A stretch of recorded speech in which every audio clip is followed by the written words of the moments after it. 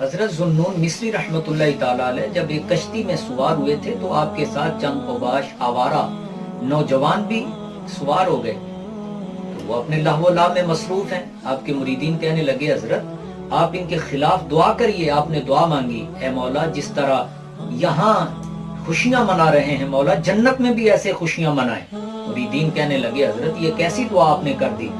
آپ نے فرمایا یہ میرے پیارے محبوب کے امتی ہیں، میں ان کے خلاف کیسے دعا کر سکتا ہوں؟ جس حالت میں اب ہیں کیا اس حالت میں جنت جا سکتے ہیں؟ کہنے لگے نہیں۔ آپ نے فرمایا تو پھر میں نے ان کی ہدایت کی دعا کی ہے، اللہ سے عرض کیا ہے مولا ان راہوں کا ان کو مسافر بنا دے جو ان کو جنت میں لے جائے۔